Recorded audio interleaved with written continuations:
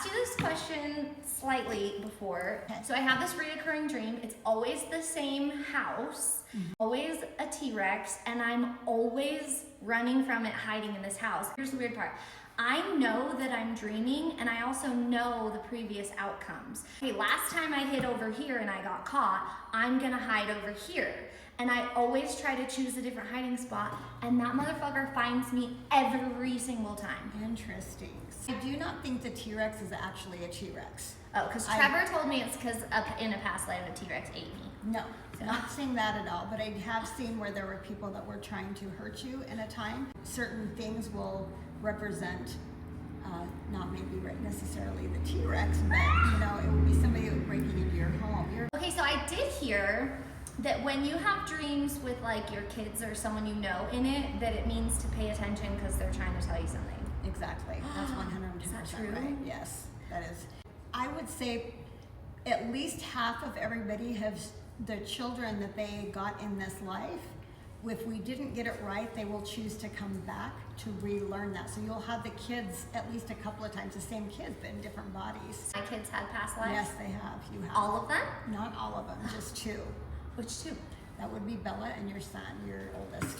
Wait, so our relationship was the same? It was the same and it didn't evolve. You didn't learn the lesson, so you chose to come back to be able to learn that lesson. This is all just a learning cubicle for us. That is for us to be able to come back to learn, to make different decisions, to make better decisions. I always tell everybody that we always have a do-over in life. And what the do-over is, if we did not make, we have two chances in our life, and if we didn't maybe make the best decision, sometime in our life, the same situation will rear its ugly head, and it will give us a second chance to be able to make a different decision, the right decision. Let's put your psychic skills to use. Okay. As my guide witnessed that I've done in the last week or two, that he was like, oh my gosh. In the last, I can go back to the last 2 months. Okay, probably cool. not the last 2 weeks. I don't know what I did in the last week. honestly. It's keeping your self-worth up. I think that you sometimes question your self-worth, and you've also had that in 3 other lives. And where you Have I need. learned the lesson yet? I'm hoping so. I'm going to make sure you do this time. But it's you re-question things. Yeah. And I think that's a problem that you have come back to be able to do. And That's fair.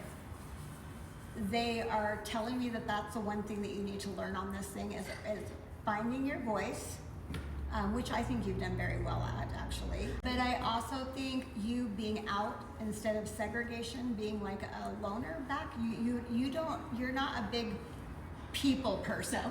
And so that's what they're trying to be able to push you out there to be able to have that. Trying to force me to be selfish. And because people love you. I mean, that they are gravitated towards your videos, your energy. That's something that I would love more people to be able to see. So I think it's just finding your voice and also having your self-confidence and not to keep rethinking things that you've done. You're always trying to figure out, sometimes some of the best things in life are things that we don't plan for. Those are the best things that happen. True.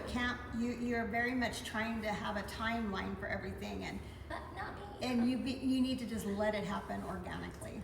Does my guide think I'm funny? He does think you're very funny. Your sense of humor is what they admire most about you. Is being able to laugh at a situation that we're in. And the God that I know has a sense of humor. He's not the stringent person that you think he is by any means.